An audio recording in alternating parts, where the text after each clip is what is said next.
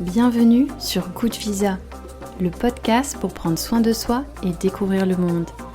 Partez à l'exploration de votre monde intérieur et de celui qui vous entoure. Je m'appelle Camille et je vous souhaite une bonne écoute.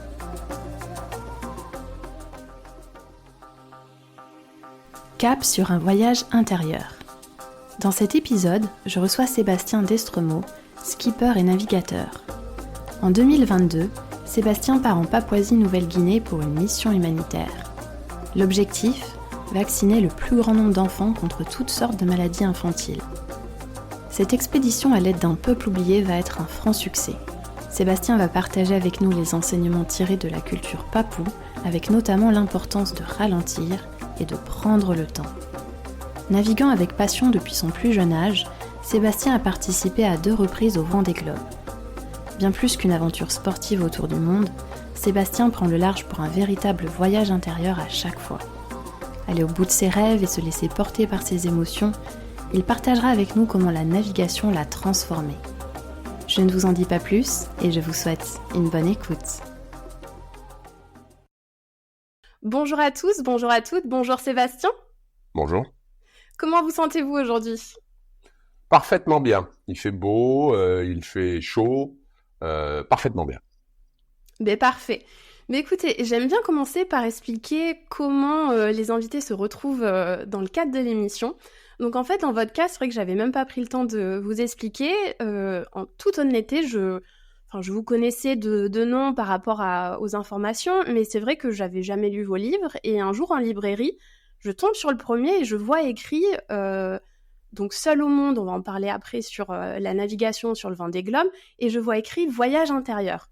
Je me suis dit, tiens donc, c'est quand même un petit peu dans l'esprit du podcast, et petit à petit, j'ai découvert votre 2e livre, et je me suis dit, mais ça serait juste fantastique de l'avoir sur le podcast.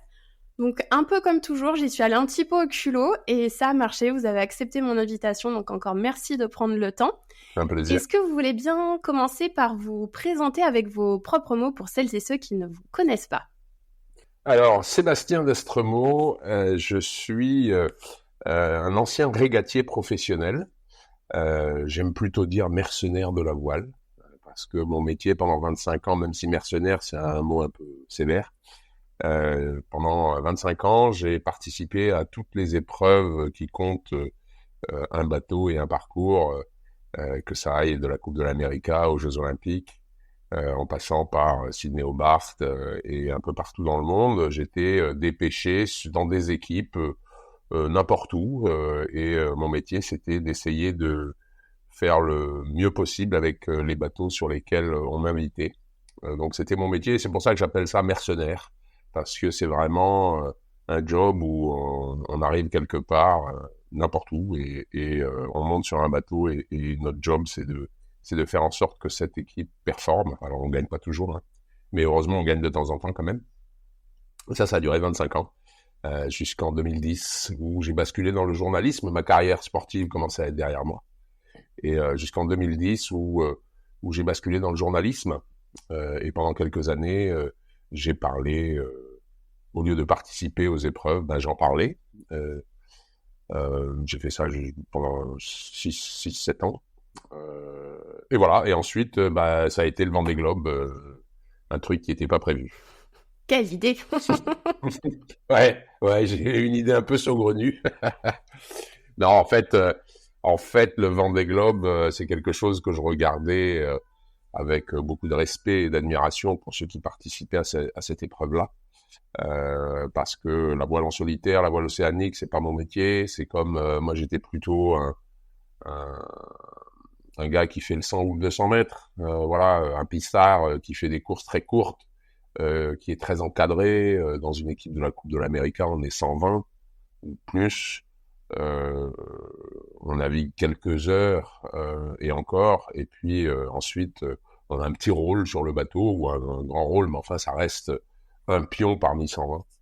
Et donc je regardais cette voile océanique française avec beaucoup de respect et d'admiration, mais aucune envie d'y participer, parce que c'était pas mon métier. C'est vraiment pas du tout ma tasse de thé, même si on aime la mer, c'était pas le sujet. Et puis une émotion m'a fait que j'ai décidé comme ça d'une minute à l'autre. En 2012, c'était la veille du départ du Vendée Globe 2012, samedi soir. Il pleuvait, il y avait du vent, il faisait froid, c'était la nuit, c'était la misère totale sur les pontons de Sables-d'Olonne où je travaillais pour une télévision. Et cette odeur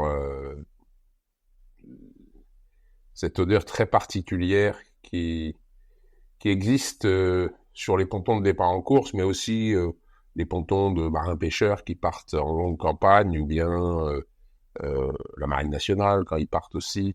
Cette odeur particulière des gens qui partent en mer. Ça a créé chez moi cette émotion qui m'a fait dire dans 4 ans, à mon pote qui était à côté de moi, dans 4 ans, c'est toi qui me largueras la dernière amarre. Et c'est comme ça que j'ai décidé de participer au Vendée Globe, sur un coup de tête. Et donc, ce pistard, ce champion du 100 mètres ou 200 mètres, enfin champion entre guillemets, a décidé de partir à l'assaut d'un truc qui pourrait s'apparenter à 10 fois le super trail du Mont Blanc. On a des chaussures et des jambes, mais c'est tout ce qu'on a de commun avec la Coupe de l'Amérique ou les Jeux Olympiques. Voilà, c'est un bateau sur l'eau, mais ça n'a rien à voir. Et c'est comme ça que je me suis lancé dans cette conquête de l'inutile, d'un tour du monde, en solitaire, sans escale et sans assistance. Super, Voilà. et justement, on va aborder, merci pour cette introduction, on va aborder tout ça dans la deuxième partie. Donc pour rappel, Good Visa, c'est le podcast pour prendre soin de soi et découvrir le monde. Là, on va commencer un petit peu à l'inverse, c'est-à-dire par votre projet le plus récent, où donc vous êtes parti donc en 2021, ça va faire à peu près, ça va bientôt faire 3 ans, vous êtes parti pendant 2 mois en Papouasie-Nouvelle-Guinée. Et c'est vrai que j'aime beaucoup faire découvrir des destinations dont on ne parle pas souvent. Et vous avez raconté toute cette aventure dans un livre fascinant, et bien évidemment, je mettrai les références dans ce podcast, qui s'appelle En terre sacrifiée. Donc c'est le documentaire poignant d'une expédition française à l'aide d'un peuple oublié. Donc c'est aux éditions Face Océan. Ouais. Et donc vous allez nous expliquer ce projet où du coup c'était, si je ne me trompe pas, après votre 89e jour du fameux Vendée Globe, où en fait vous avez eu envie de changer de vie, de partir à la découverte des îles perdues, et vous vous êtes dit, il me faut un but. Donc est-ce que vous pouvez nous expliquer comment vous avez trouvé ce but, comment vous vous êtes dit, je vais partir en Papouasie-Nouvelle-Guinée, et vous allez nous expliquer pourquoi. Oui, alors, c'était en 2022, c'était fin 2022, donc c'est il y a 15 mois, mais quand je me suis retiré du Vendée Globe, du deuxième Vendée Globe du Vendée Globe 2020-2021, avec un bateau qui marchait à cloche-pied, je me suis retiré en Nouvelle-Zélande à mi-course. J'ai réparé mon bateau et ensuite j'ai eu un choix à faire. Est-ce que je ramène le bateau en passant par le Cap Horn et j'arrive au Sables-d'Olonne des mois après tout le monde pour me faire applaudir? Et ça, voilà, une deuxième fois le Cap Horn et une deuxième fois le chenal des Sables-d'Olonne, ça flatte mon ego, on est très content. Ou bien est-ce que je fais demi-tour? Et faire demi-tour, pour moi, c'est quelque chose qui n'existe pas. Je fais jamais demi-tour. Quand je me trompe de route, je continue quand même tout droit. Et j'essaye de me rattraper plus tard. Mais je déteste faire demi-tour. Et donc là, j'ai décidé de faire demi-tour. Pourquoi j'ai fait ça? Parce que il se trouve que on était en pleine période de Covid à cette époque-là. Et en tout cas dans l'hémisphère sud. Et j'ai des enfants en Australie, des jumeaux, Jade et Marshall, qui le 25 novembre 2021, ils ont 18 ans. Et moi, je pars de Nouvelle-Zélande en me disant, en partant en solitaire, je peux atteindre l'Australie et rentrer en Australie. J'ai un passeport australien, j'y ai vécu 10 ans. Donc, je dois pouvoir rentrer en Australie malgré les restrictions Covid, puisque je navigue en solitaire. Effectivement, ils m'ont autorisé à rentrer dans le pays et je vais arriver le jour des 18 ans de mes jumeaux. Voilà, parce que comme ça, on marque le coup, c'est sympa. Et je ramène mon bateau en Europe. Bon, j'ai raté le 25 novembre parce qu'évidemment, en bateau, ça se passe jamais comme prévu, mais ça, c'est pas grave. Je suis arrivé le lendemain. Et là, ma fille Jade, qui sortait de l'école, en fait, ils venaient de terminer le bac, les deux, là. Enfin, le bac australien. Et ils attaquaient leur année de césure ou année de fac. Enfin, voilà. Et c'était les grandes vacances d'été. Et Jade, qui n'a jamais navigué, m'a demandé si je ramenais le bateau en solitaire en France. Et je lui ai dit oui. Il m'a dit, est-ce que je peux venir avec toi? Alors, je lui ai dit oui. Je vais en parler à ta mère, parce que là, ça va pas bien se passer. Je vais gérer ta mère. Et bien sûr que tu peux venir avec moi, mais est-ce que tu sais ce à quoi tu t'attends? Parce que c'est pas juste une blague, quoi. Là, c'est un demi-tour du monde, et quand on sera parti, il y aura pas de demi-tour. Donc, elle a réfléchi un petit peu, et puis elle m'a dit, si, moi, je veux partir avec toi, c'est mon année de césure, je veux la commencer comme ça. Ça fait 3 ans qu'on s'est pas vu à cause du Covid et du Vendée Globe, etc.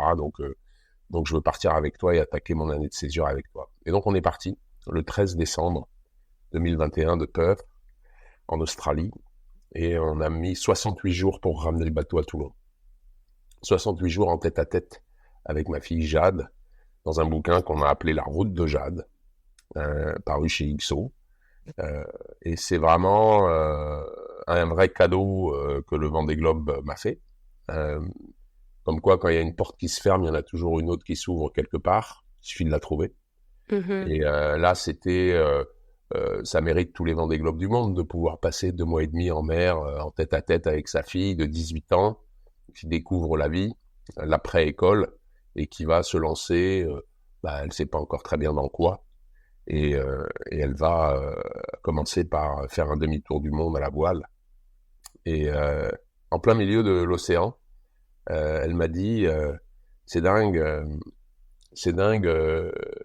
comme la Terre est grande. Parce qu'en fait, elle s'est rendue compte que jusqu'à présent, elle n'avait voyagé qu'en avion. Elle avait fait Australie-France ou ailleurs qu'en avion. Parce que quand on est en Australie, pour aller quelque part, il faut prendre l'avion. Et là, elle s'est rendue compte au cours de ce périple combien la Terre était grande. J'ai trouvé ça très très beau.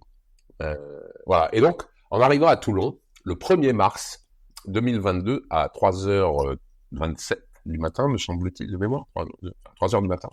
Quelle mémoire. Ouais, non, mais c'est un moment important. Je crois que c'était 27 ou 17, je sais plus. Mais enfin, c'était un chiffre comme ça. On est arrivé une nuit noire, après 68 jours de mer.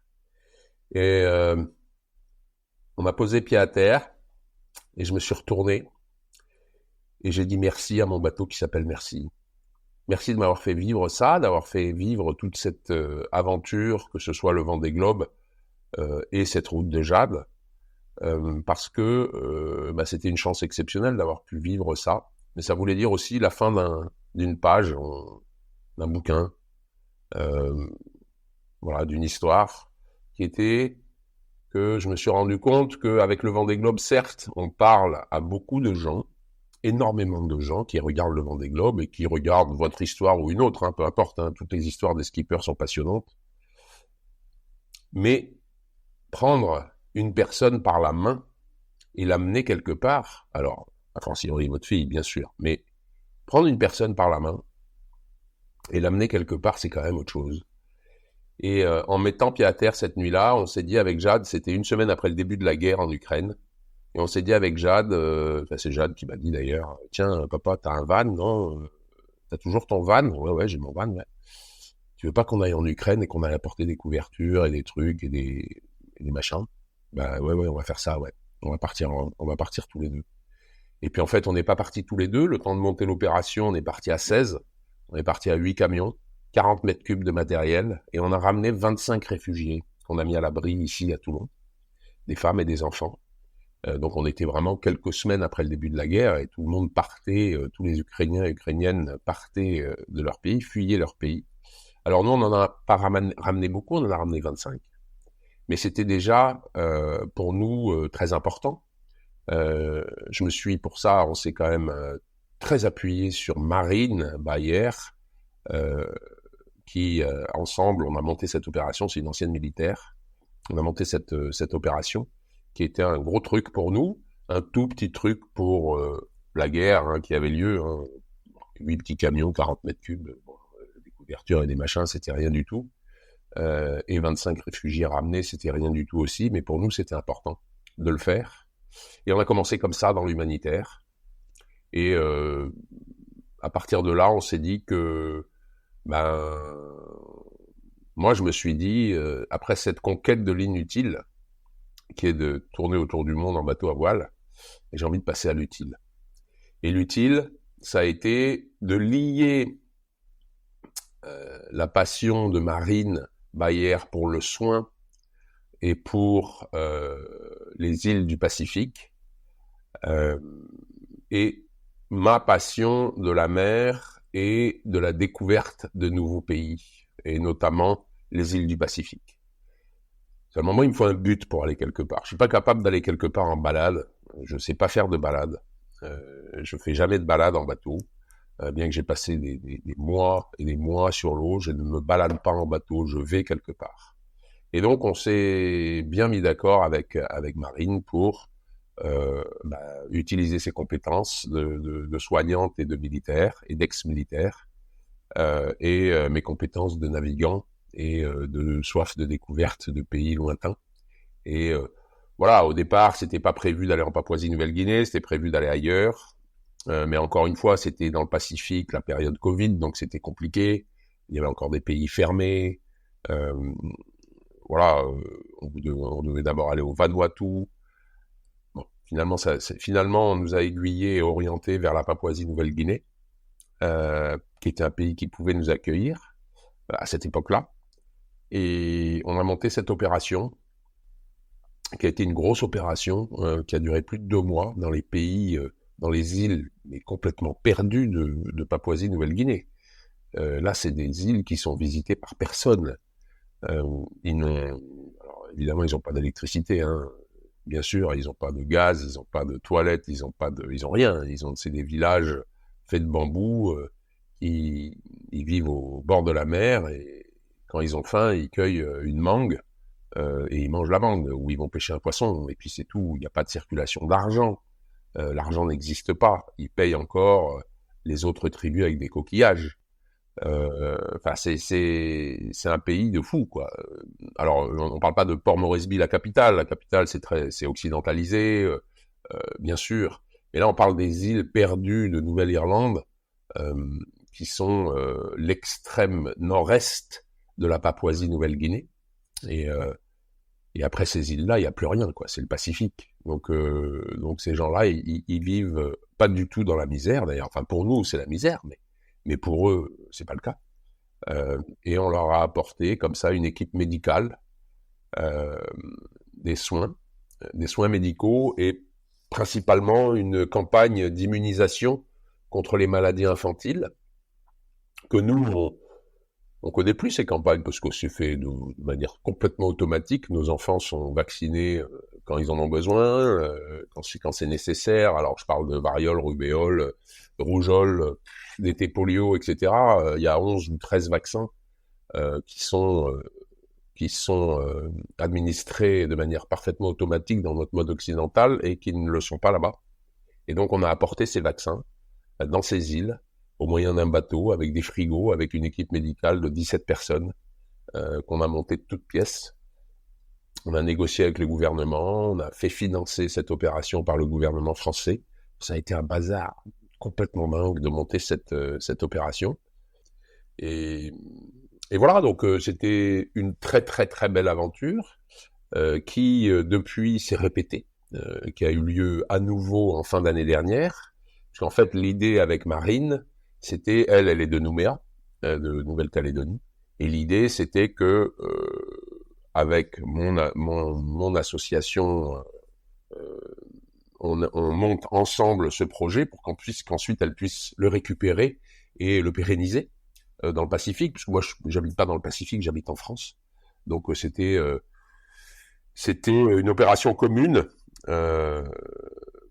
où voilà, on est allé plusieurs fois en Ukraine, et puis on a monté cette opération dans le Pacifique, qui maintenant s'est pérennisé avec un deuxième voyage de 2 mois qui a eu lieu en octobre-novembre là, de l'année dernière.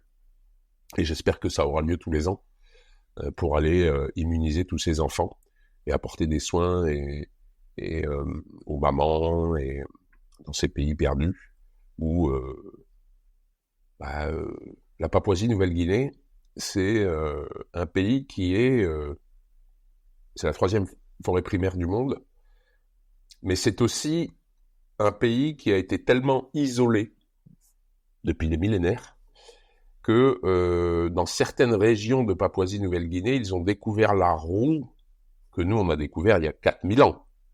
Ils ont découvert la roue en 1960. C'est-à-dire qu'on leur a apporté la roue. Ils connaissaient pas la roue. En 1960. Nous, ça fait 4000 ans qu'on connaît la roue. Donc ça veut pas dire que c'est un peuple primitif, mais c'est primaire.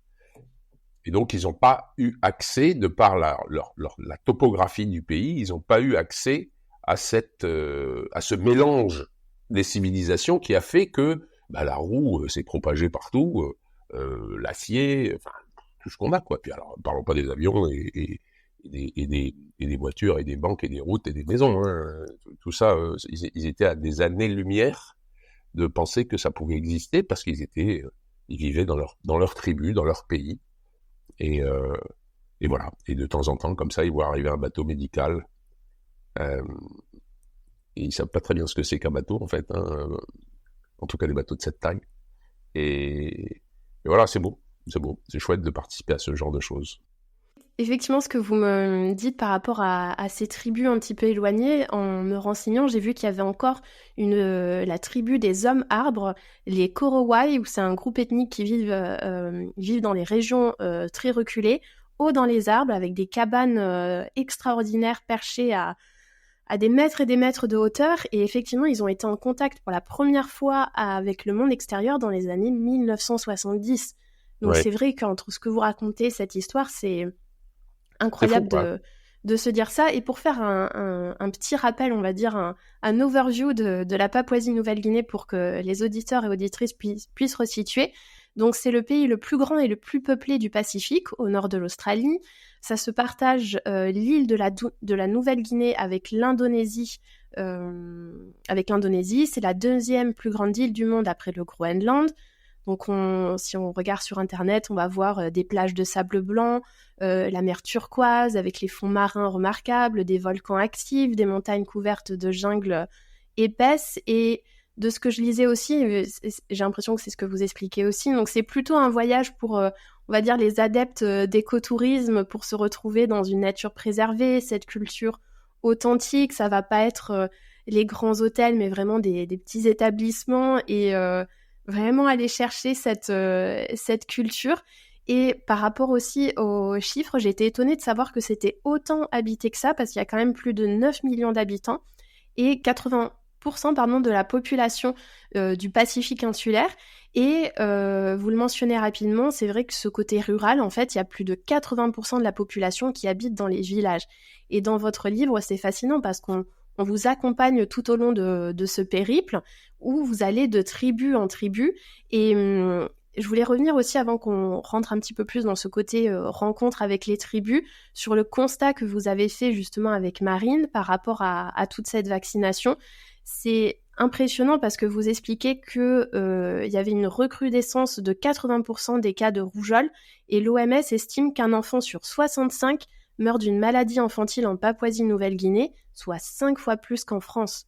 Donc Ouais. c'est vrai que j'imagine, vous vous êtes dit, c'est affolant en fait, ces chiffres-là. C'est complètement affolant. La Papouasie est un des territoires qui est le moins vacciné au monde. C'est pour ça qu'on nous a orientés sur ce pays-là plutôt que le Vanuatu, qui est pas si mal achalandé, même si n'est pas du tout dans nos standards. Le vrai besoin, la vraie urgence, c'était la Papouasie. Alors on en a fait qu'une minuscule partie, hein. Évidemment, on a peut-être certes explosé les chiffres prévus par le gouvernement papou, mais c'est une goutte d'eau ce qu'on a fait. Mais on est allé dans ces contrées extrêmement reculées, parce que ces tribus-là aujourd'hui, elles souffrent d'une chose en particulier. C'est très bien d'aller les vacciner, hein, d'aller les immuniser, bravo, super, on est très content. Mais c'est pas le sujet en fait. Le sujet, c'est que dû au réchauffement climatique, leurs rivières sont à sec. Et ils ne savent pas pourquoi. elles sont à sec, et eux, ils ont plus d'eau, parce qu'eux, ils boivent l'eau de la rivière. Leur village, il est à côté d'une rivière, à côté de l'océan, mais à côté d'une rivière aussi. Et si cette rivière, elle est à sec, ils ont plus d'eau. Et ils savent pas pourquoi il y a pas d'eau. Eux, ils disent que juste qu'il y a plus d'eau. Et que, voilà, donc, il y a plus d'eau, on fait comment? On fait des trous, et on attend que ça se remplisse avec de l'eau saumâtre, et on boit ça, et on fait notre cuisine avec ça. Et du coup, il y a des épidémies de dysenterie, évidemment. Alors, ouais, c'est très joli de leur amener des vaccins, mais c'est pas la priorité absolue. Et ça, c'est ce qu'on a appris en y étant allé. Voilà. C'est vrai qu'une épidémie de diphtérie ou une épidémie de rougeole dans ces pays-là, ça serait une catastrophe. Aller les vacciner, certes, c'est bien, mais moi, ma prochaine mission, c'est de leur apporter des solutions d'eau. C'est pas d'aller les vacciner, je laisse ça à Marine, c'est son métier. Mais moi, je vais leur apporter des solutions d'eau dans le Pacifique, parce que c'est ça qui est important, à mon sens en tout cas. Pas changer qui ils sont, pas intervenir, creuser des puits, apporter des désalinisateurs et des choses comme ça. C'est pas dans leur culture, ils savent pas ce que c'est, ils savent pas comment ça marche. Donc c'est bien joli de leur apporter des frigos solaires, mais si on n'est pas là pour les entretenir, ça sert à rien, parce que eux ils savent pas ce que c'est qu'un tournevis. Donc je raconte dans mon bouquin un épisode où on va dans un hôpital, où c'est THE hôpital qu'on a rencontré sur toutes les îles qu'on a visitées pendant cette campagne. C'est THE hôpital, quoi. Hein. Alors bon, pour nous, c'est pas un hôpital, hein, mais pour eux, c'est un hôpital. Et dans cet hôpital, ça fait 2 ans qu'il n'y a pas d'électricité. Et pourquoi il n'y a pas d'électricité? Juste parce que personne n'a pensé à aller vérifier la batterie du générateur qui fournit l'électricité à l'hôpital. Donc nous, on a changé la batterie et le générateur, il marche très bien. Mais eux, ouais, bon, il n'y a pas d'électricité. Et alors? On n'a pas besoin d'électricité. Enfin, c'est vous qui nous apportez l'électricité. C'est pas, nous, on n'en a pas besoin, on vit sans. Et donc, voilà, il faut se poser la question de savoir pourquoi on y va, pourquoi on fait ça, et surtout bien se dire que c'est pas nous qui avons raison dans notre monde à nous, parce que nous, on sait qu'on va droit dans le mur avec notre monde. Eux, ils abîment pas grand-chose, hein, franchement. Donc voilà, il faut y penser. Il faut y penser. Alors après, c'est très beau, ah oui, forêt, machin, les fonds incroyables, bien sûr. Mais si on va là-bas pour aller faire du tourisme, c'est pas terrible. C'est pas terrible. Ouais. On va pas les aider en fait. On va les utiliser, mais on va pas les aider. Et ce qui compte, c'est de les aider.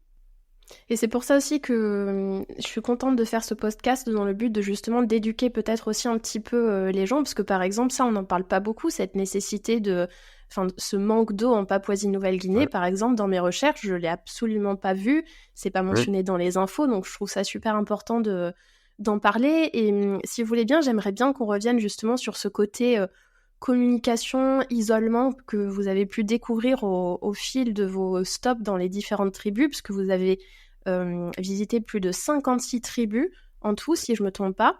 Ouais. Et le premier village sur lequel vous tombez, vous dites dans le livre que c'est un village sans âme. Les premières mamans qui arrivent avec les bébés dans leurs bras, et la problématique principale, vous avez mentionné qu'ils n'ont pas vraiment de téléphone là-bas, c'est qu'il y a 0 moyen de communication avec les tribus, et c'est comme si personne leur avait annoncé votre venue. Vous passez beaucoup de temps à attendre, et même un exemple qui m'a marqué, c'est quand les chefs des villageois en fait soufflent dans un très gros coquillage pour prévenir de votre arrivée. J'imagine que quand on arrive là-bas, ça doit être impressionnant, et on doit se dire mais dans quel endroit je viens d'atterrir en fait. c'est un peu vrai, ouais. C'est vrai que alors le village sans âme, le premier village dans lequel on est arrivé sans âme, pourquoi? Parce que c'est une usine de déforestation illégale en fait qui est là. Donc c'est n'importe quoi. Il y a des occidentaux ou des asiatiques qui viennent et qui signent des accords bidons qui donnent 2,50 francs ou 2,50 € au chef du village pour aller tronçonner des arbres centenaires. Voilà, bon, ça c'est un vrai problème qui est... Il y a beaucoup de corruption, il y a beaucoup de choses comme ça, bien sûr. Mais c'est vrai que alors ça, c'était cette première approche, ce premier village, il nous a un petit peu choqués pour ça, pour cette déforestation illégale. Bon, mais c'est un des problèmes de la Papouasie, hein. Voilà, donc c'est clair, il faut le savoir. Mais cette histoire de coquillage, c'était très très drôle parce que oui, effectivement, il n'y a pas de moyen de communication. Ils ont leurs moyens de communication à eux, qui fonctionnent pour eux. C'est pas dans nos standards à nous. Il faut pas y aller avec ces valises d'occidentales, quoi, hein, parce que là, ça va pas bien se passer, quoi. Il faut y aller en retrait, avec beaucoup d'humilité. On avait des Papouasins avec nous, hein, dans notre équipe, qui étaient la ligne de front, en fait, hein. C'était toujours eux qui allaient en premier rencontrer les chefs de tribus, etc., parlementer, négocier, annoncer notre arrivée. Mais il y a quelque chose qui fonctionne pour eux, parce qu'ils n'ont pas de téléphone. Quand il y a un événement qui se passe dans le village, sur la place du village, le point central du village, il y a quelqu'un qui prend ce fameux coquillage et qui sonne de la trompe, en fait, hein, pour appeler les habitants qui sont éparpillés dans la forêt. Donc ça, c'est une première chose qui est assez surprenante, mais bon, c'était comme ça chez nous il y a quelques centaines d'années, hein, ça marchait pareil. Ça marche très bien. C'est très beau, quoi. Alors, on a essayé, on n'est pas très bon. On n'a pas réussi à faire sonner le coquillage très bien, mais on s'est quand même bien amusé avec ça. Et alors après, ils ont un autre truc c'est incroyable, quoi, parce que on veut prévenir un village qui est un petit peu plus loin de notre arrivée d'ici quelques jours. Et donc, les locaux disent, OK, on va prévenir. Tu vas prévenir comment? Talks away. Talks away, c'est la parole qui s'en va. OK, alors, c'est un peu curieux comme truc. Ça marche comment? On va le dire à une personne qui va dans cette direction, une personne qui passe, une maman ou quelqu'un qui passe et qui va dans cette direction. Et il n'y a pas beaucoup de chemin, hein. Il y a pas de route évidemment, hein, mais il n'y a pas beaucoup de chemins qui font le tour des îles. Et cette personne, on va la charger d'aller à sa destination, quelle qu'elle soit, si c'est 100 mètres ou 2 kilomètres, peu importe, à sa destination, de porter ce message, quel que soit le message, une invitation à une fête, une coutume locale, ou prévenir qu'il y a une équipe médicale qui est en route, et charge à cette personne, quand elle arrive à sa destination, de transmettre ce message à une autre personne qui va passer, et porter ce message un petit peu plus loin, et comme ça le message fait le tour de l'île.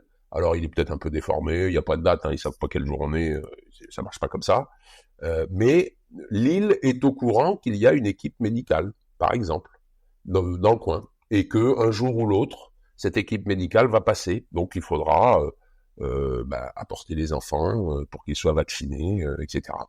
Et c'est très très curieux, ils appellent ça Talks Away. Ça marche, hein, c'est pas très précis, hein, mais leur vie n'est pas très précise non plus, parce qu'ils n'ont pas d'heure, ils se lèvent avec le jour, ils se couchent avec la nuit, et puis voilà, quoi, hein, on vit pas pareil. Eux attendent 2 heures qu'il y ait une personne qui vient faire vacciner son enfant, ça les dérange absolument pas. C'est nous que ça dérange. Eux, c'est normal, voilà, on attend, et puis c'est tout, de toute façon, on a le temps. Demain, on fera la même chose. Et après-demain, pareil. Ils ont pas du tout de notion de temps. Et donc, c'est nous que ça dérangeait. Nous, attends, on est là pour vacciner des enfants, quoi. Donc, allez, envoyez, quoi. Hein. Il faut aller les chercher, quoi. Et donc, effectivement, on est allé les chercher. On est allé bousculer un petit peu leur manière de faire, non pas leurs habitudes, mais leur manière de faire.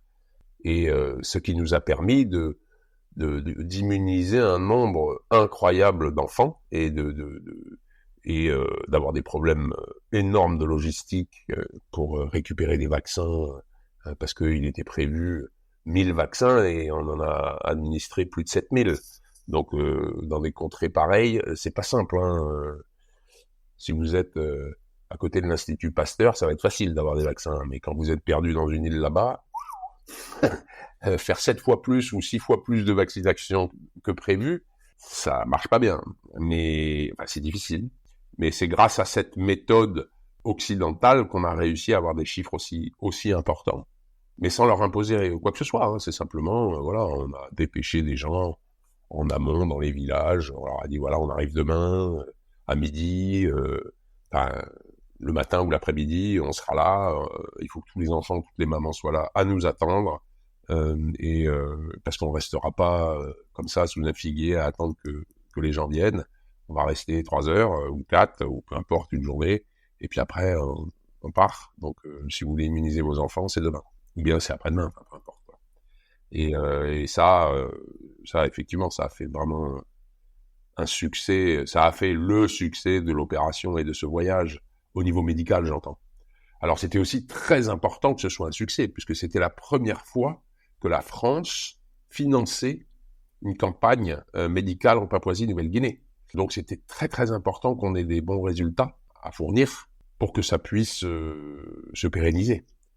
Voilà, après c'est des décisions géopolitiques. Voilà, il faut que le drapeau français flotte dans le Pacifique. Très bien. Voilà. Donc on fait un peu de médical, un peu de ceci, un peu de cela, et on aide les pays, nos pays voisins, puisque la Nouvelle-Calédonie n'est pas très loin, de la Papouasie-Nouvelle-Guinée. La France est très présente dans le Pacifique, et donc elle a besoin de montrer son drapeau, aussi bien que celui des Australiens, celui des Néo-Z. On a besoin de montrer nos drapeaux dans ces territoires pour les protéger de toute influence asiatique. Voilà, enfin après c'est des guerres géopolitiques, donc c'est des trucs, ça nous concerne pas trop. Mais c'est comme ça que ça fonctionne. Et c'est grâce à cette situation géopolitique que on a réussi à obtenir les financements nécessaires à cette opération et à l'opération de l'année dernière, donc à ces 2 opérations. Après, je sais pas ce qu'il en est pour l'année prochaine. J'imagine que ça va se refaire encore, mais ça, je ne suis pas au courant. Est-ce qu'on pourrait revenir aussi, vous raconter, à un moment, vous avez pu assister à une belle fête traditionnelle, donc je crois que c'était pour la célébration des morts, où toutes les tribus environnantes étaient présentes, ouais. Donc vous racontez qu'il y a des cochons qui étaient apportés vivants, qui étaient ensuite vidés, nettoyés dans l'eau de mer, un groupe qui apportait des feuilles de cocotier, d'autres qui préparaient un lit de feuilles au centre du village pour entreposer la nourriture, qu'il y avait aussi le jus de coco, où là j'ai découvert que le jus de coco c'était aussi un alcool très fort, ouais. Apparemment. Ouais. Donc l'abus d'alcool est dangereux pour la santé, bien évidemment, oui. Petite mention légale au passage. Ouais. Mais voilà, est-ce que vous pouvez revenir sur cette fête, parce que j'imagine que ces moments-là, tout comme cet épisode du coquillage, là cette fête traditionnelle, ça doit être très marquant comme expérience. Oui, ce sont des choses que nous on ne connaît pas, et cette fête, donc en fait. Ils ont mis 3 ans à organiser cette fête dans ce village. Alors, 3 ans. Donc on se dit, waouh, je sais pas, ça va être un truc de fou, quoi. 3 ans. Mais en fait, ils fonctionnent à leur rythme. Et 3 ans, à des gens comme nous, ça va prendre 5 minutes à organiser leur truc, là. On va dire, dimanche prochain, à midi, venez tous avec un cochon. Donc ce sont des fêtes traditionnelles avec des danses traditionnelles qui n'appartiennent qu'à leur île. Et donc ils invitent toutes les tribus de l'île, donc tous les villages de cette île en particulier, et chaque village vient avec un présent, donc en général c'est un cochon, parce que c'est ce qui a le plus de valeur. C'est des cochons qui circulent partout dans les villages, et ils amènent un cochon, et ils se retrouvent avec, il y avait 30 cochons, je crois. Il y avait 300 personnes, 30 cochons, enfin il y avait à manger pour un régiment, quoi. C'était mais ils font ça toute la journée, ça dure toute la journée pour préparer, vider, nettoyer, faire cuire. Alors des méthodes de cuisson où ils creusent des trous, ils font chauffer des pierres dans des feux, ils mettent voilà, c'est des cuissons traditionnelles avec des feuilles de bananier ou de cocotier pour fermer le four, enfin tout un truc, ça cuit pendant des heures. Et ensuite il y a les danses. Alors nous, on était très touchés d'être invités à cette fête. Ça nous a un peu surpris quand même de voir cette culture qui n'est pas du tout faussée par le tourisme, justement. Donc c'est pas une culture, c'est pas comme ce que je raconte sur la fête nationale, par exemple, où il y a la danse du feu et des choses comme ça. Ça, c'est très touristique. Voilà, c'est même si ça reste traditionnel, c'est quand même un peu faussé par le côté touriste.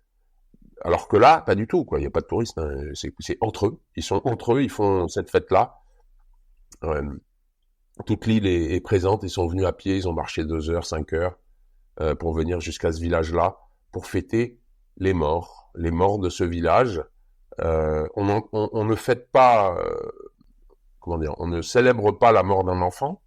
Pourtant, il y en a beaucoup, hein, mais on ne célèbre pas, on l'enterre, tout simplement parce que avant 5 ans, avant l'âge de 5 ans, l'enfant n'a pas toutes les chances de survivre, en fait. Donc, il n'a pas forcément de prénom avant 5 ans, d'ailleurs. Pas forcément. C'est fou. Oui, dans certaines régions, il n'a pas de prénom. Dans celle-là, il y en avait qui n'en avaient pas, il y en avait qui en avaient. Parce que il n'a pas toutes les chances de survivre. Et donc, on ne célèbre pas la mort d'un enfant. Célébrer dans le sens triste du terme. Hein. Ça fait partie de leur vie, de leur quotidien. Honoré, ouais, pardon. Honoré, ouais. On ne fait pas ça. L'enfant décède. J'en ai eu un qui est décédé dans mes bras. 1 heure après, il était enterré, terminé, on n'en parlait plus. C'était fait, quoi. Alors que les décès des vieux, ça on célèbre ça, ouais. On honore, on fait une vraie fête. C'est regroupé, hein. Ils en célébraient 3 décès dans leur tribu qui étaient décédés au cours des mois précédents. Et donc c'était la fête traditionnelle de célébration des morts, mais qui est très joyeux. Hein. Enfin, c'est extrêmement joyeux. Ouais, on a vécu ce moment-là qui était très particulier, quoi, dans le sens où nous on trouvait pas ça, on regardait ça avec nos yeux d'occidentaux et on se disait bah ouais mais c'est un petit peu long, quoi, enfin, ça avance pas très vite leur fête là, c'est bon, faudrait quand même changer, hein, bon, parce qu'une danse va durer un quart d'heure ou 20 minutes sur le son des tambours, bon c'est toujours le même rythme, c'est toujours le même pas de danse, c'est toujours le même truc et ça va durer 20 minutes, donc nous bah, on n'est pas habitués à ça. Mais pour eux, c'est vachement important. Et cette longueur, cette lenteur, c'est très important. Donc ça fonctionne comme ça. Et puis voilà. Et là, c'était vraiment, il n'y avait pas un touriste, hein, il y avait personne. Enfin, à part nous, mais on n'était pas assimilés à des touristes. Donc c'était vraiment du pur Gilles. C'est génial que vous ayez pu assister à cette expérience-là. Effectivement, on n'est pas du tout dans la même conception du temps. Non. Et par rapport à une autre expérience marquante, je suis curieuse de savoir à laquelle vous pensiez, parce que moi, je pensais à celle dans l'archipel de Tonga, quand vous avez aidé à accoucher une femme. Est-ce que vous pensiez à celle-ci ou pas? Ouais, il y a celle-là, ouais. Il y a l'épisode du générateur que j'ai brièvement raconté tout à l'heure, qui pour moi a été une vraie surprise, un vrai choc, quoi. La mort du petit Bénard qui nous a choqués, mais qui pour eux faisait partie de leur quotidien, qui meurt de dysenterie dans nos bras. C'est un peu dur, quoi, à vivre quand même. Pour nous, hein. Pour nous, c'est un peu dur à vivre. Pour eux, ça semble être normal. Ça fait partie de leur du cycle de la vie, de leur quotidien, ouais, voilà. Alors après, la frayeur, que ce soit une épidémie de diphtérie, où il a fallu se précipiter dans le village, prendre des mesures éventuelles, enfin, préparer des mesures éventuelles de confinement, de mise en quarantaine, etc. Parce que on peut pas permettre qu'une épidémie parte, quoi. Il faut avec notre casquette d'occidentaux, là, il faut qu'on arrête tout, qu'on bloque tout pour sauver le plus de vies possible. Donc ça, c'est des épisodes extrêmement marquants, tristes, mais voilà. D'un autre côté, 2 jours après ou 2 jours avant, on arrive dans ce village au petit matin, il y a cette hutte où les gens sortent et me disent t'es docteur, toi? Ah, non, je suis pas docteur. Non, c'est pas moi le docteur. Ouais, là, une femme, elle vient d'accoucher, elle est en train de mourir, elle se vide. Bon, pétard. Bon, alors je descends chercher Marine et le personnel médical qui était en train de prendre le petit déjeuner. C'était l'aube. Et ils se sont précipités dans la hutte avec tout le matériel nécessaire, enfin le matériel d'urgence, pour sauver cette femme et sauver son enfant. Et voilà, ça c'est des choses qui, avec notre regard à nous, bah on sait qu'on n'était pas là pour rien. On n'est pas passé dans ce village pour rien. On a sauvé une vie et le 2 vies avec le petit. Le petit, il aurait sans doute survécu parce qu'il aurait été sans doute pris en charge par une autre maman sur place. Bien que son cordon ombilical était mal fermé, donc il s'est vidé de son sang tranquillement, pendant que au milieu des cochons et des poulets, Non, c'est un peu spécial quand même. C'est un petit peu spécial. Mais cette maman, l'équipe médicale lui a sauvé la vie. Ouais, c'était un beau moment. On a aidé comme ça deux mamans à mettre au monde leur enfant. Celle-là, on lui a vraiment un petit peu sauvé la vie quand même. Et surtout, vous avez été honoré avec un de ses enfants qui a été prénommé Ed Ocean, ouais, si je me trompe c'est ça, pas. ouais. Il y a une maman qui a, comme on l'avait bien aidé. Enfin, quand je dis on, hein, c'est l'équipe médicale, c'est pas moi. Hein. Moi, je mets pas les mains là-dedans. Moi, je sais pas faire. Je suis typique, le mec, il dit non, moi, je veux pas voir tout ça. Chacun sa spécialité. C'est ça, voilà. Ah, bon, moi, c'est pas mon truc. Et oui, c'est ce petit gamin qui s'appelle, dont le surnom est Ed Ocean parce on l'a aidé à naître. Ouais, c'est des belles choses, ouais. Mais c'est ce qu'on disait tout à l'heure. C'est quand on prend une personne par la main pour l'amener d'Australie en France en bateau, ou bien 25 réfugiés de guerre en Ukraine, et qu'on les ramène et qu'on les met à l'abri, ou qu'on va en Papouasie-Nouvelle-Guinée administrer 7500 vaccins à des enfants de 0 à 5 ans et sauver quelques mamans. Et surtout éviter des épidémies qui feraient des ravages, en tout cas dans cette zone-là, bah, c'est quand même vachement riche, quoi. Et on a l'impression d'être utile. On a l'impression de servir à quelque chose. Voilà. Bien sûr. Même si c'est une micro-goutte d'eau, minuscule goutte d'eau qui coûte très cher. En tout cas, moi, je crois que c'est ce qu'il faut faire. Il y a des gens qui sont pas d'accord. Je respecte, mais leur avis, mais je le respecte. Je ne le partage pas. Grande différence. Ah oui. Oui. Bah, c'est super pour conclure cette partie sur... c'est vrai que je pensais pas qu'on aurait autant de choses à dire sur... Enfin, je le pensais, mais c'est vrai que ça passe tellement vite. Ouais. J'avais prévu d'autres choses à partager sur la Nouvelle-Guinée, mais j'aime beaucoup qu'on se soit attardé vraiment sur cette expérience-là. Ça sera peut-être l'occasion d'en reparler dans un autre épisode. Avec plaisir. Si c'est OK pour vous, qu'on parle quand même un petit peu de navigation. Ouais. Donc, vous l'expliquiez, on a parlé donc, du Vendée Globe. Donc moi, j'ai découvert cette expérience grâce à votre livre Seul au monde, donc aux éditions Pocket et Exo Éditions, qui est sorti en 2017. C'est un best-seller et c'est là aussi, je mettrai les références parce que c'est un livre qui m'a passionnée. J'arrivais pas à décrocher, je me sentais avec vous sur le bateau. Ouais. Donc là, vous racontez 124 jours dans l'enfer du Vendée Globe, au-delà de l'exploit, le récit d'un incroyable voyage intérieur. Ouais. Donc, comme je l'ai expliqué, Good Visa, quand je parle de tout ce côté bien-être, c'est aussi parce qu'on est amené dans notre vie, ça fait un peu cheesy, mais voilà, à faire des voyages intérieurs, des expériences qui nous transforment. Et de ce que je veux comprendre, c'est une expérience qui vous a énormément marqué. Donc, pour repréciser quand même à celles et ceux qui ne connaissent pas, donc le Vendée Globe, c'est un tour du monde à la voile en solitaire, sans escale, sans assistance, qui a lieu tous les 4 ans. Et donc les skippers partent des Sables d'Olonne en Vendée et parcourent environ 45 000 km autour du globe, en contournant les 3 caps mythiques, donc le cap de Bonne-Espérance, Lewin et le cap Horn. Donc est-ce que vous pouvez déjà nous expliquer rapidement, même si vous l'expliquez dans le livre, mais pour partager à l'audience cette passion et votre coup de cœur pour la navigation et la voile? Vous expliquez à un moment que c'est sur la mer que vous arrivez à être le plus détendu, où vous vous sentez le mieux. Bah oui, on a toujours navigué dans la famille. Papa n'était pas un grand navigateur, mais il était passionné pour naviguer. On a grandi, papa était un musicien, un très très bon musicien, classique, une grande lignée de militaires. Et on a été éduqués comme il se doit dans la musique et dans l'ordre et la voile, parce que papa aimait la voile et on a donc tous passé de nombreuses vacances, week-ends, mercredis, à aller naviguer quand on était petit avec les parents, et puis une fois que à l'adolescence, moins avec les parents et plus avec les copains ou les copines, et puis des régates, et puis jusqu'à en faire notre métier, en fait. En tout cas, les 4 frères.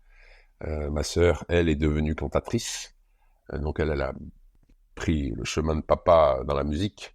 Elle adore la voile, mais elle adore la voile avec ses frères. C'est ses frères qui s'occupent du bateau, voilà. Mais autrement, c'est de la musique. Et on a tous fait de la musique, mais nous, les 4 frères, on est devenus tous marins. Alors moi, je suis le plus exposé de mes frères. Je suis pas le meilleur marin, loin de là, mais je suis celui, ayant fait le Vendée Globe, je suis celui qui a été le plus exposé. Mais mes frères sont nettement meilleurs marins que moi. Je sais que quand je dis meilleur marin que moi, je pèse un peu mes mots parce que je me souviens très bien que quand on était petit et qu'on allait naviguer, et c'est encore le cas aujourd'hui, moi, il me faut un but sur l'eau. Il me faut un but. Je vais pas sur l'eau pour le plaisir, pour passer un moment Oui, sur ce que l'eau. vous disiez tout à Ouais, l'heure. ouais. Et quand on était petit, c'était pareil. J'allais sur le bateau avec papa, maman ou les frères et les sœurs, et c'est les frères qui faisaient tout sur le bateau. Tout. Moi, ça m'intéressait pas. De barrer, de faire naviguer le bateau, machin truc, ça m'intéressait pas. Moi, je regardais la mer, l'espace. Et c'est resté comme ça.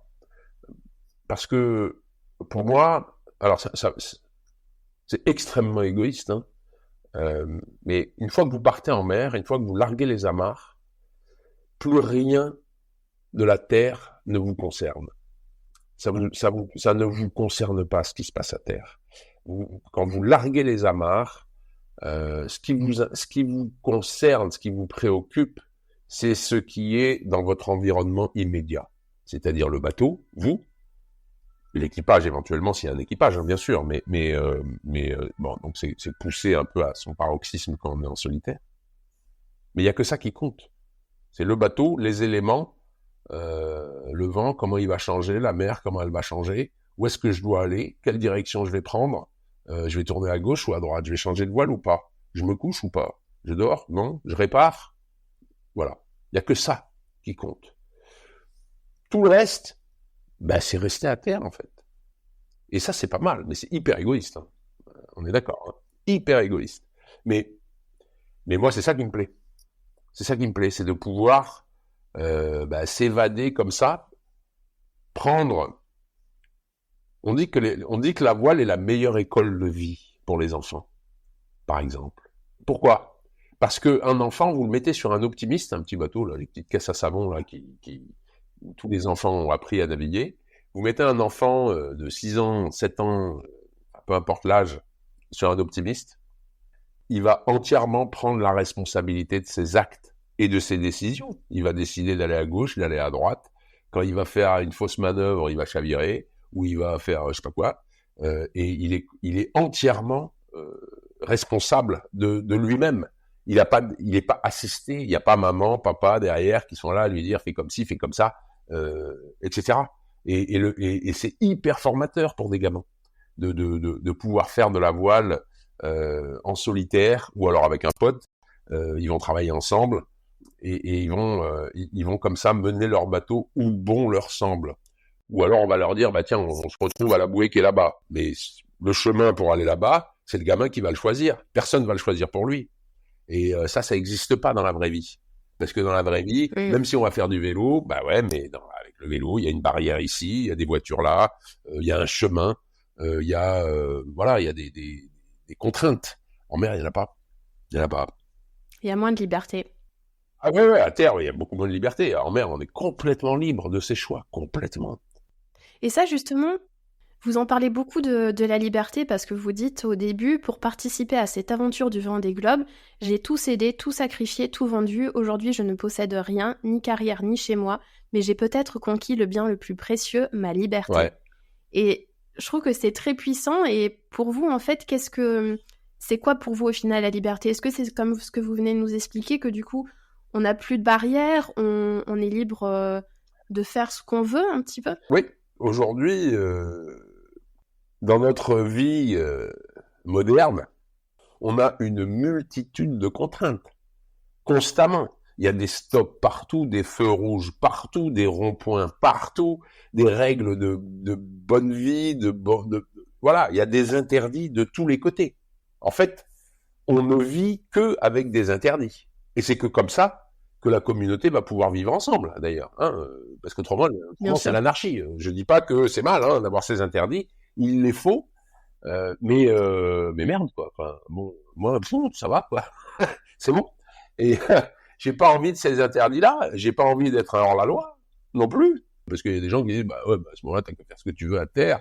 Bah non, parce que je vais pas brûler les feux rouges, je vais pas écraser la personne qui traverse devant moi. Enfin, même si je vais l'engueuler si elle le fait pas bien, mais vous voyez, c'est une vie en communauté. Donc avec toutes ces contraintes. Mais cette liberté qu'on a quand on est en mer, et encore une fois, égoïste, je le reconnais, il n'y a pas de problème. On a la ligne d'arrivée qu'on a choisie. Même quand vous gravissez une montagne, je suis pas montagnard, il y a beaucoup de similitudes entre la montagne et la voile, mais il y a une énorme différence à mon avis, c'est qu'en montagne, il y a un sommet. Une fois que vous êtes au sommet, vous pouvez pas aller plus loin. Vous pouvez choisir peut-être la route pour y aller, mais une fois que vous êtes au sommet, vous pouvez pas aller plus loin, ça y est, c'est fini, il faut redescendre. Alors qu'en mer, il n'y a pas de sommet. Il n'y en a pas. À part le sommet que vous êtes fixé. Allez au Sable d'Olonne. Bien sûr. Voilà, je suis parti des Sables d'Olonne, je reviendrai au Sable d'Olonne. Ça, c'est mon sommet, parce que ça s'appelle le Vendée Globe. Alors voilà, je fais ça. Mais si vous décidez de changer d'avis en cours de route, et de vous arrêter en Nouvelle-Zélande, et de faire demi-tour, et de prendre votre fille sous le bras, et de la ramener en France, personne ne vous l'interdit. Personne. Il suffit juste d'avoir envie. La liberté. Ouais, ça s'appelle la liberté. Vous voyez, ça s'appelle la liberté, à mon sens. Bien sûr. Et justement, par rapport à la famille, où vous dites que c'est un choix très personnel qui peut être... Enfin, vous le dites vous-même, on pense à l'égoïsme par rapport à cet aspect-là. Ouais. À un moment, vous dites au revoir à vos enfants et vous avez une citation sur la vie qui m'a beaucoup marquée. Vous leur dites « Ce que papa va faire, c'est dangereux. Je serai très prudent, mais il y a un petit risque que je ne revienne pas. Si c'est le cas, je ne veux pas que vous soyez triste. Cette course est très importante pour moi. Si je meurs, je mourrai heureux. J'aimerais que vous vous souveniez de ça. Dans la vie, faites toujours ce que vous voulez faire. Même s'il y a des risques, allez au bout de vos rêves, sans vous soucier du reste, il n'y a que ça qui compte. » Bah ouais, parce que oui, faites ce que vous avez envie de faire. Bah oui. J'ai dit ça aux jumeaux. J'ai 3 autres enfants plus grands, mais que j'ai pas tellement vu grandir. Mais les jumeaux, je les ai vus grandir, de près ou de loin. Et aujourd'hui, ils ont 20 ans. Il y en a un qui, depuis 2 ans, est dans une faculté américaine, recruté par une équipe de basket. Il est tout petit, il veut être NBA. Je sais pas s'il y arrivera ou pas, mais en attendant, il est complètement drivé par ça. Et donc ça, c'est Marshall. Et Jade, elle a fait de l'humanitaire. On a fait de l'humanitaire ensemble. On a fait ce voyage extraordinaire ensemble, mais elle est allée aussi en Lettonie toute seule pour aller donner des cours dans une école perdue dans la forêt, des cours bénévoles d'anglais et de français perdus dans la forêt lettonne, mais le truc où il fait moins 25, presque il chasse les ours pour manger, quoi. Enfin, franchement, c'est le premier village, il était à plus d'1 heure de bus. Elle est partie toute seule comme ça pendant 6 mois. Et aujourd'hui, elle fait ses études à Sciences Polytechniques. Voilà, parce qu'elle a besoin quand même de faire des études et d'avoir un bagage universitaire avant de pouvoir faire autre chose, elle verra bien. Mais faites ce que vous voulez, bien sûr, bien sûr. Alors nous, on est là, avec sa mère, des fois, on n'est pas tout à fait d'accord, bien sûr, mais parce que sa mère est beaucoup plus bien rangée. Et heureusement d'ailleurs, parce qu'autrement, avec moi, ça serait un carnage.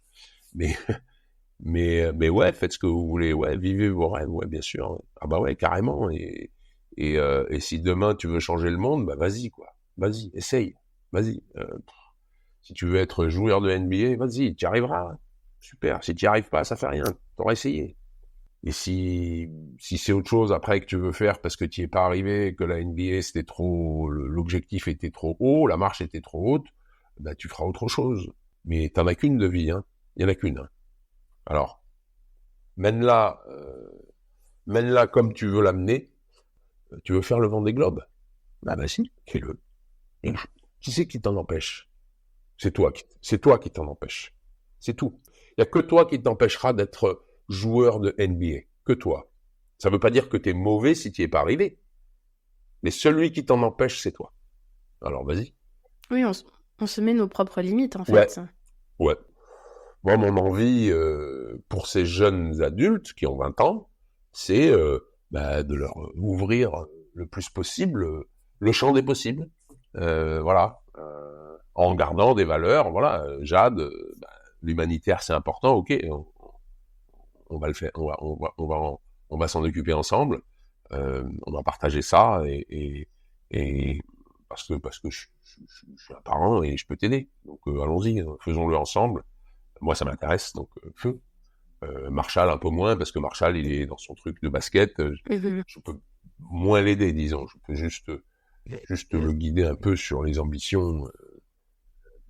Voilà, mais je suis pas basketteur, quoi. Loin de là, je sais pas jouer avec un ballon. Je sais rien faire avec un ballon. Mais c'est pas grave. Excellent.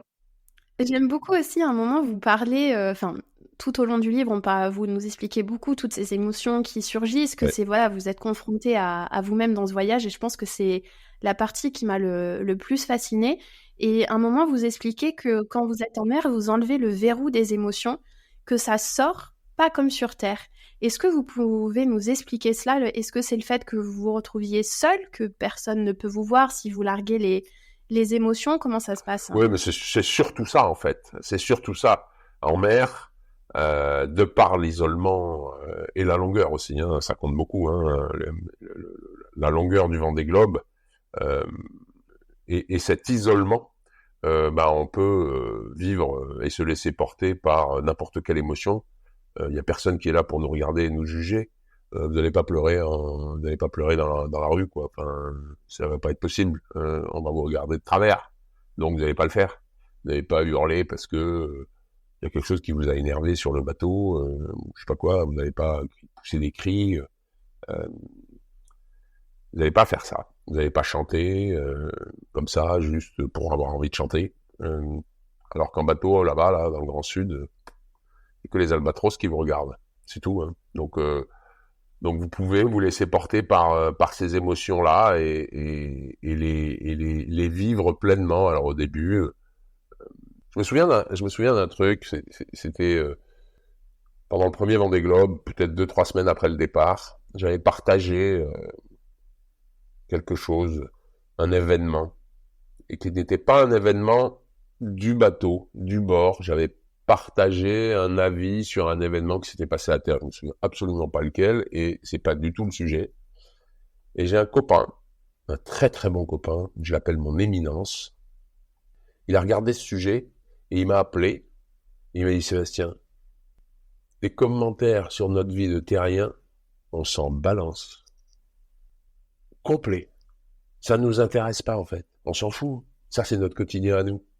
Tu vas pas venir nous emmerder avec notre quotidien. Raconte-nous ce que tu vis toi. Comment tu le vis et ce que tu vis. Et comment tu le ressens. Et comment, etc. Et ça a fait, ça a été un peu un électrochoc, quoi. Et c'est à partir de ce moment-là où d'abord le contenu de ce que j'ai partagé a été concentré sur mon aventure et non pas sur l'extérieur. Je me suis coupé du monde en fait et j'ai raconté ce que je vivais. Du coup, c'est sorti de manière très pure et pas galvaudé par des messages divers. Et puis en se concentrant sur cette aventure et uniquement cette aventure en coupant tous les liens avec la vie de terrien, eh ben ça m'a permis de vivre ce voyage de manière beaucoup plus intense au niveau des émotions. Parce que, voilà, si j'ai envie de pleurer, alors, du quoi je pleure. Et puis c'est tout, c'est simple. Et tout va bien. Mais si j'ai envie de rire, ça veut pas dire pleurer de tristesse, hein. Ça peut être de joie, de n'importe quoi, d'un souvenir. Mais on se laisse transporter par ces émotions. En tout cas, et voilà, ça. Et c'est de toute façon un truc qu'on peut pas se le permettre ailleurs que dans un moment d'isolement, quand personne ne regarde. Ouais, Comment on est jugé. bien sûr. Et on est faible. Ouais. C'est terrible d'en arriver là. Ouais. Et si je peux me permettre de lire un autre extrait que j'ai beaucoup aimé, où justement vous parlez de quand vous êtes face à votre solitude, à vos peines, lors d'un épisode de panne de moteur. où vous dites « La crainte de l'abandon, la fatigue accumulée durant cet épisode ont fissuré mes défenses. Toutes les digues patiemment construites depuis l'enfance ont sauté, emportant avec elles mon armure de pudeur, mon bouclier de faux dur et mon épée de certitude. Ce ne sont plus les aléas de la course qui me tenaillent, mais un flot de souvenirs, de joie, de peine, qui me visite à l'improviste et dont je ne sais pas quoi faire.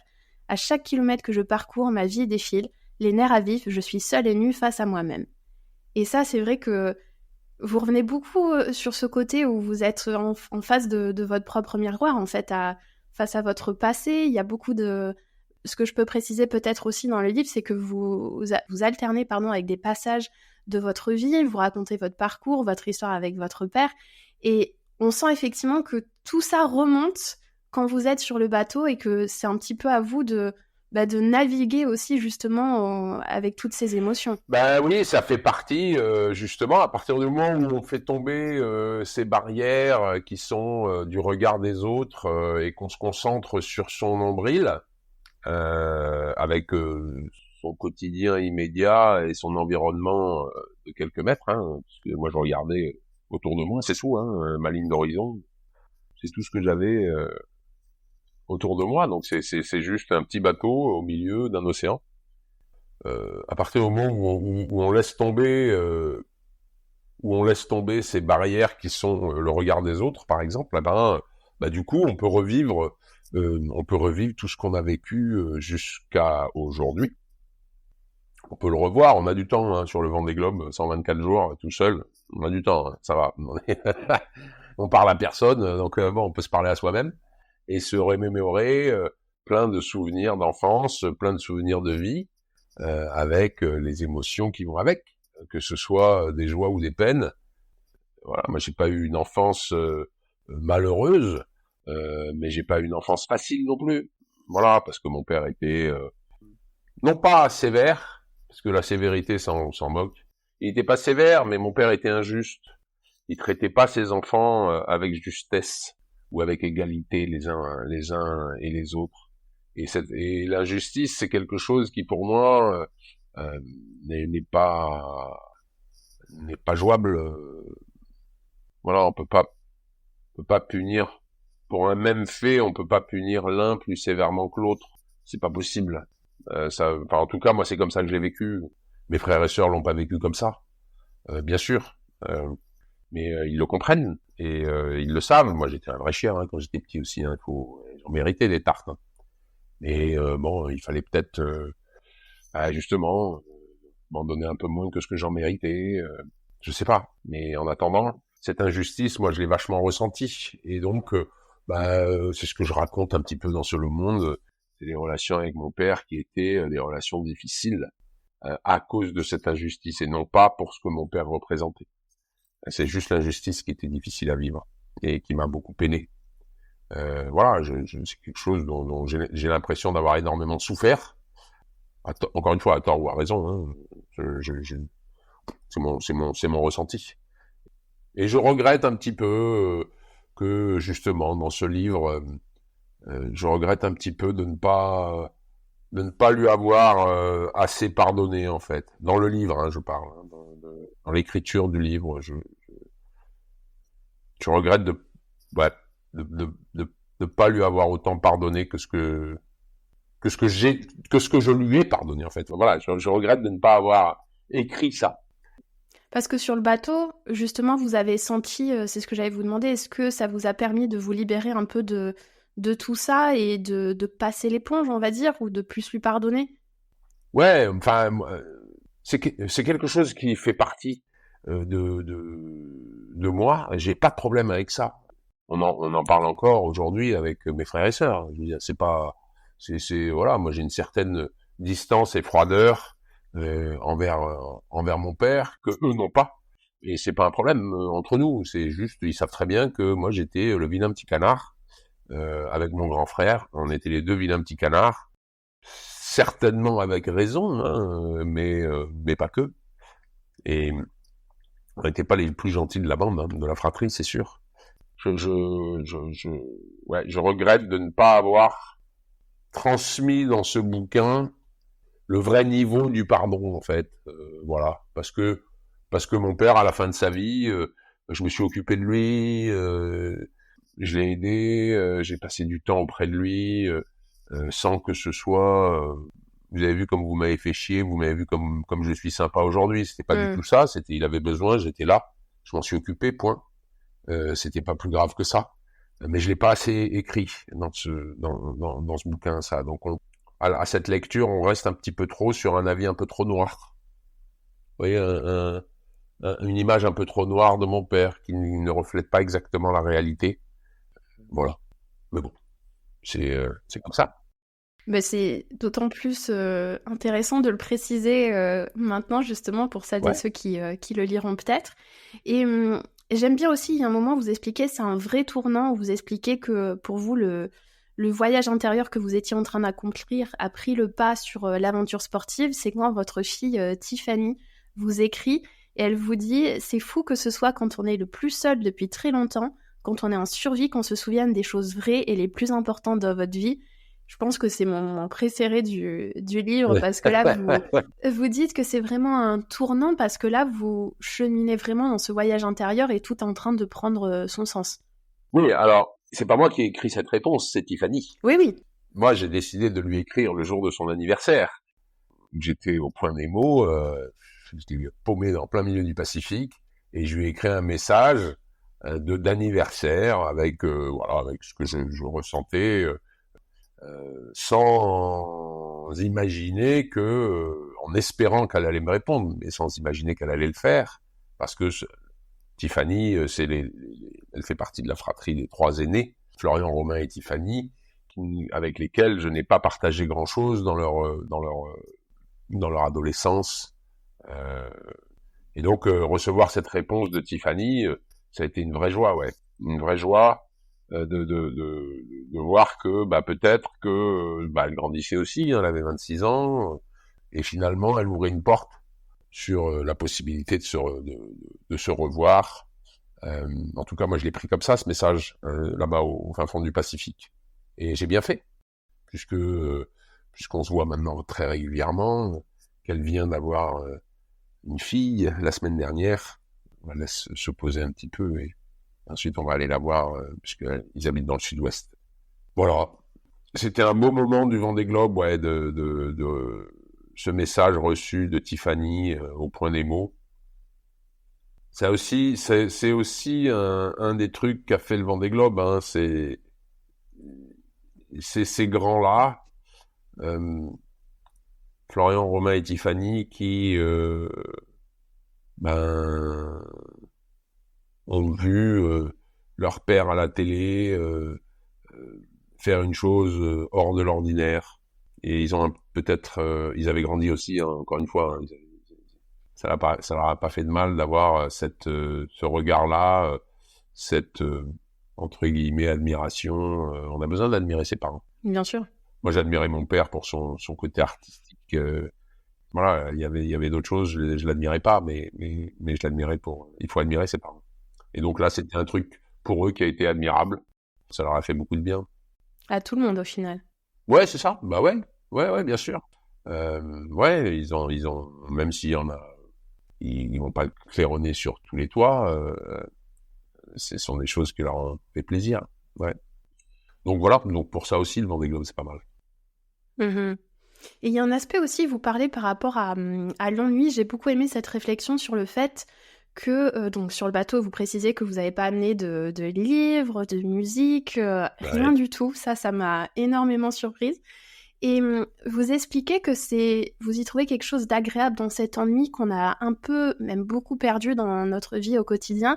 C'est-à-dire que, sans tomber dans trop de généralités non plus, mais que les gens n'arrivent plus à s'ennuyer et ont du mal à ne rien faire. Et là, vous avez eu tout le loisir de le faire. Est-ce que vous pensez qu'on aurait plus intérêt à justement apprendre à mieux apprivoiser cet ennui, ce fait de ne rien faire, plutôt que d'être dans la course, de tout le temps être dans l'action? Ah non, mais alors là, il y a même pas de débat, quoi. Je veux dire, c'est à quoi ça sert de courir, hein, tout le temps. Parfois, il faut courir, ouais, ok, on est pressé pour un truc. Mais autrement, ça sert à quoi? Ça nous mène où? Nulle part. Donc ça sert à rien. Donc, enfin, moi, ça me fait marrer, quoi. Les gens qui, la seule réponse qu'ils ont, c'est j'ai pas le temps. Ah bon? Mais bon, pourquoi t'as pas le temps? Prends-le. Prends-le le temps. Enfin, qui est-ce qui t'empêche? Il y a que toi qui t'empêche. Enfin, il y a que toi qui t'empêche de prendre le temps. En te multipliant les trucs, voilà. Et puis alors, nos enfants, il faut surtout pas qu'ils s'embêtent, hein. Parce que, si, au contraire, il faut que ça s'embête, un enfant. Il se met dans un coin avec un bout de papier, là, et un crayon. Et il va s'inventer son monde. Le gamin, il va pas s'embêter longtemps, le gamin. Sauf si il est constamment sollicité, puis d'un seul coup on le fout dans un coin. Bon voilà, il a l'impression d'être puni, quoi. Mais si c'est une habitude de vie, le gamin il va jamais s'embêter. Cet ennui ou cette oisiveté ou cette inactivité n'est pas un ennui, au sens ennuyant du terme, quoi. C'est ouais, j'ai rien à faire. Ouais, bah je m'assieds là, j'attends. Et il y a des trucs qui me viennent ou pas. Mais pourquoi on serait obligé de pas avoir le temps? D'où ça sort? C'est débile. Enfin, pour moi, c'est débile. Et aujourd'hui, mais alors moi, je prends le temps, quoi. Je marche beaucoup. Enfin, beaucoup. Pas beaucoup, mais longtemps, parce que ça me prend du temps. Je veux dire, pour aller d'ici à mon bateau, je vais mettre 2 fois plus de temps que vous, hein. Je marche. Doucement, tranquille, à mon rythme. Voilà, j'ai le temps. Sauf si j'ai besoin d'être, si je suis en retard ou si voilà, je peux marcher plus vite, hein, c'est pas un problème, c'est pas de la fainéantise. Mais ralentir, c'est vachement important de ralentir en plus. Alors, parlons pas de problème écologique, hein, enfin si, parlons-en. Ralentir. On veut faire quoi? On veut continuer d'accélérer? On veut continuer de aller? Non, on sait très bien où ça nous mène. Et le mur, il va arriver encore plus fort, ça va être génial. Alors qu'on peut aussi choisir de ralentir. Et moi, je ralentis tout le temps, dès que je peux. Dès que je peux, je ralentis. Et ça, c'est depuis le Vendée Globe, vous étiez Ouais, pas comme carrément, ouais. ça avant? Non, avant, j'étais pas comme ça. On n'a jamais été des fous furieux de la course, quoi. Enfin, de la course, dans le sens, il faut se dépêcher, il faut multiplier les activités, machin truc. On n'a jamais été comme ça, dans la famille. On n'est pas des cavaleurs. Mais c'est vrai que le Vendée Globe, mais pas que le Vendée Globe, hein, la Papouasie-Nouvelle-Guinée aussi beaucoup, m'a fait ralentir énormément. Au sens vitesse du terme, quoi. C'est vraiment la Papouasie-Nouvelle-Guinée. Je sais que depuis ce voyage-là, euh, je suis insupportable. Si vous m'accompagnez dans la rue, je suis insupportable parce que vous allez m'attendre tous les 50 mètres, quoi. Ah, mais il est où? Ah bah il est là-bas, il avance pas. J'avance pas. Et c'est volontaire, mais mince, quoi. Euh, mince. Si je peux, alors, je dis pas que moi je suis pas un écolo, comment on dit, ayatollah là. Enfin, quand je reviens, euh, quand je reviens de Lisbonne le mois dernier, où j'étais sur un bateau, je bricolais un bateau là-bas, je me mettais au point. Je reviens de Lisbonne, de Lagos exactement. J'ai 2 choix. Je peux prendre l'avion, et ça va me prendre 2h30, ou je peux prendre le bus, ça va me prendre 38 heures. Vous avez pris le bus. Bah bien sûr, bah oui.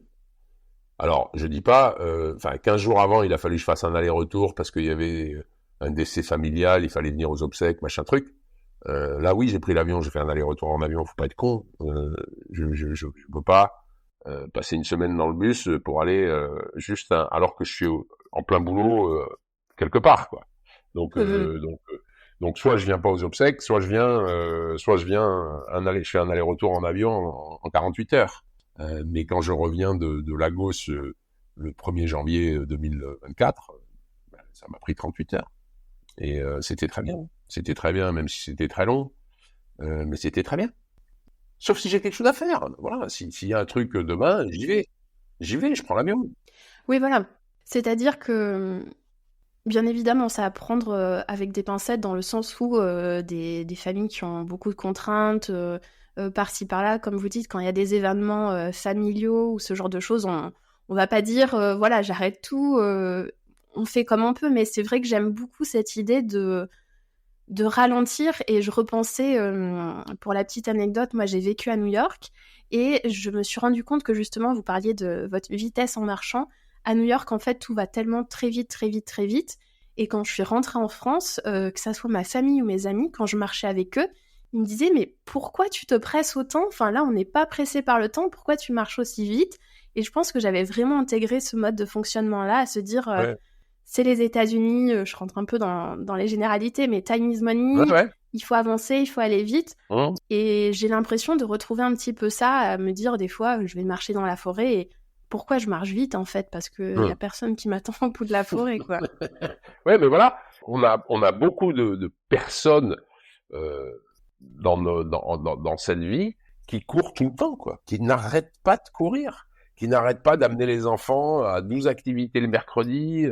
Enfin, je sais, je dis n'importe quoi, mais courir partout, sauter d'une activité à une autre, d'un machin, Oh, et alors?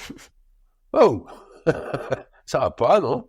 Puis du coup, notre monde tourne comme ça, plus personne n'a le temps de rien, et il faut qu'on aille de plus en plus vite, il faut que les TGV aillent plus vite, gagner 10 minutes sur un Paris-Bordeaux, oh là là, quelle chance incroyable. Ah ouais, 10 minutes, mais qu'est-ce qu'on en a à foutre de 10 minutes? Enfin, il y a des gens pour qui c'est important, ce jour-là, mais c'est pas important tous les jours.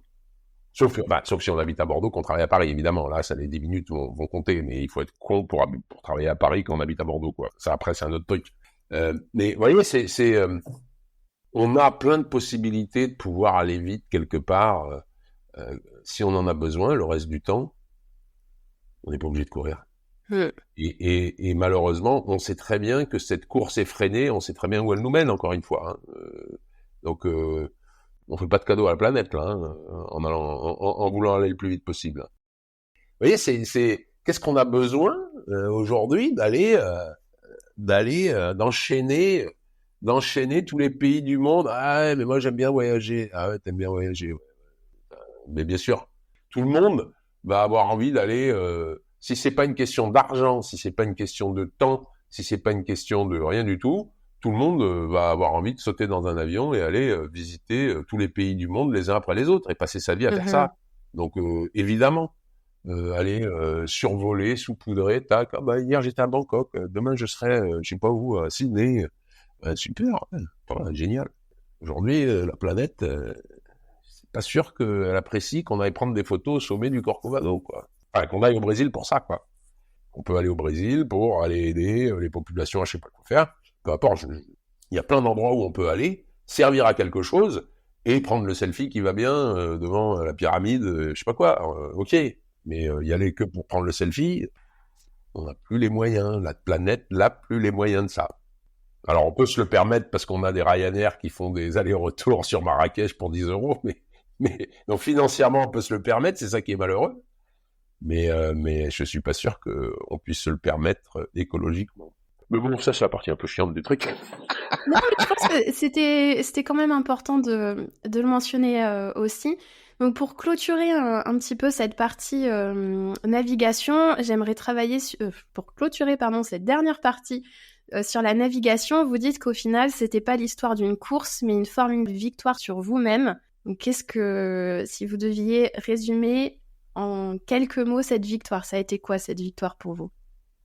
Moi, je suis parti sur ce Vendée Globe en ne sachant pas très bien de quoi il s'agissait, d'accord. Alors quand je dis partir, c'est prendre la décision d'eux, hein, c'est pas prendre le départ, parce que il y a deux Vendée Globe, hein, il y a celui avant le départ et puis après il y a celui après le départ. Et ce sont deux Vendée Globe. Et donc j'ai pris la décision de me lancer dans cette aventure du Vendée Globe en ayant un seul objectif, c'est d'aller le plus loin possible.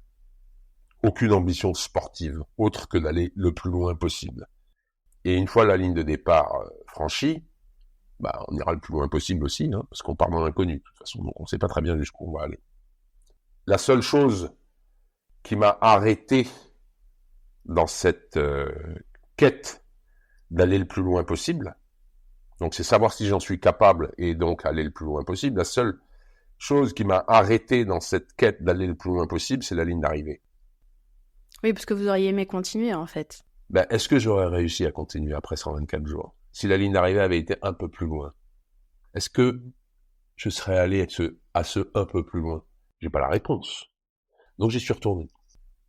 Et je suis allé faire un deuxième Vendée Globe, que je raconte dans Retour en enfer, que je vous invite à lire aussi. Et je suis allé faire ce deuxième Vendée Globe pour voir si j'en étais capable en allant dans un terrain pas inconnu, en tout cas. Ça veut pas dire qu'on connaît le chemin, mais en tout cas, je connaissais déjà ce qu'était le Vendée Globe, parce que j'en avais déjà terminé un. Et après, aller le plus loin possible. Est-ce que j'ai été capable de participer au deuxième Vendée Globe? Oui. Est-ce que je suis allé le plus loin possible en m'arrêtant en Nouvelle-Zélande? Je suis allé largement plus loin que le plus loin possible, puisque pendant la moitié du temps de ce Les Sables d'Olonne, la Nouvelle-Zélande, la moitié du temps, j'avais un bateau qui tournait à cloche-pied et pendant 5 semaines, j'ai vécu l'enfer. Donc, est-ce que je suis allé le plus loin possible? Bah oui, je suis allé le plus loin possible. Et en plus, j'ai eu cette chance de faire la route de Jade au retour. Donc ça, après, c'est un autre truc. Ça, c'est autre chose. Savoir si j'en suis capable, j'ai la réponse, oui. Aller le plus loin possible, je n'ai pas la réponse à l'issue du Vendée Globe 2016. Donc je retourne. Et cette réponse, je l'aurai en 2020. Et j'allais vous dire, justement, quels sont vos projets pour la suite. Est-ce que on n'est pas à même de vous voir participer à nouveau à un Vendée Globe où vous dites c'est bon, là j'ai eu ma dose? La réponse, elle est variable. C'est-à-dire qu'aujourd'hui, le Vendée Globe, tel que le Vendée Globe a été dessiné, le Vendée Globe 2024, donc qui va avoir lieu à la fin de l'année, tel qu'il a été dessiné par les organisateurs, ne m'intéresse absolument pas. Pour moi, le Vendée Globe est totalement galvaudé par le règlement du Vendée Globe 2024. Après, on peut rentrer dans les détails, mais ça va durer des heures. Et c'est la raison pour laquelle je n'y suis pas.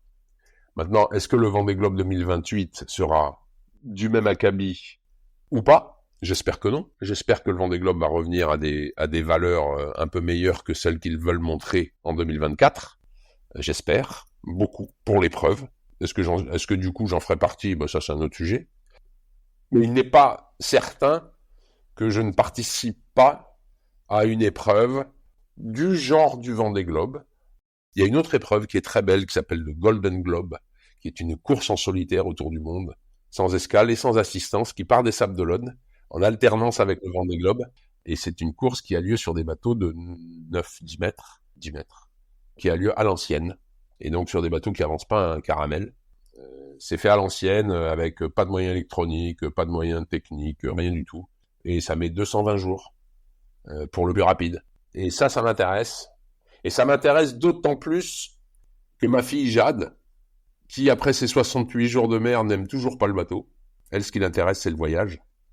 Et m'a dit l'autre jour que peut-être que elle avait fait un demi-tour du monde, peut-être qu'elle a envie de faire un tour du monde en solitaire, pour voir si elle en est capable. Incroyable. Ouais, et peut-être bien que cette épreuve qui s'appelle le Golden Globe, l'épreuve en 2030, pourrait nous intéresser tous les deux, c'est-à-dire elle sur un bateau et moi sur un autre. Elle sera pas capable d'amener le bateau toute seule, il faudra quand même que je l'accompagne. Peut-être que ça, c'est un joli projet, ouais. De faire en sorte que Jade puisse vivre cette expérience de faire un tour du monde en solitaire, ça peut être bien, ça. On sait jamais. On verra bien. Mais écoutez, j'ai hâte de découvrir ça. Même le livre La Route de Jade, c'est le prochain sur ma liste avec Retour en enfer aussi. Ouais. Là, pareil, je mettrai les références. On a un petit peu débordé, mais comme ça, on reste dans la thématique de prendre le temps. Et c'est ça. Vraiment, je vous remercie parce que je sens que ça a vraiment été chercher quelque chose assez profond sur ce côté prendre le temps. Et j'espère que c'est un message qui parviendra aussi aux auditeurs et aux auditrices. Donc voilà, plein de choses dans ce podcast. J'espère que les gens en auront appris plus sur la Papouasie-Nouvelle-Guinée, sur tout cet aspect humanitaire, sur la navigation, sur la solitude, être confronté avec ses émotions, les accepter la lenteur aussi. Donc voilà, c'est fantastique, c'est passé hyper vite. J'ai l'impression que je vous ai dit bonjour il y a quelques minutes. Mais merci beaucoup d'avoir pris ce temps et à bientôt pour de nouvelles aventures, j'ai envie de dire. Ouais, absolument, avec plaisir. Merci infiniment de m'avoir accueilli chez vous, Camille. Et c'est un plaisir, justement, de prendre le temps. Et on l'a pris, et merci. Ben, merci à vous.